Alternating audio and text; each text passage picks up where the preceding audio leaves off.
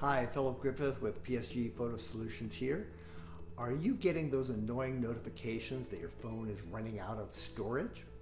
You can free up space for your next set of vacation or event photos by deleting duplicates and all those temporary photos of receipts or screenshots.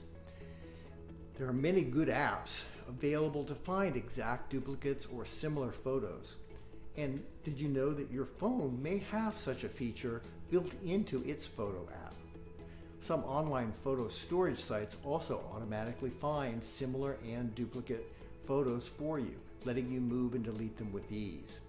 But always remember to back up your photos before cleaning your duplicates, and to review the images identified as duplicates to avoid deleting valuable pictures by mistake.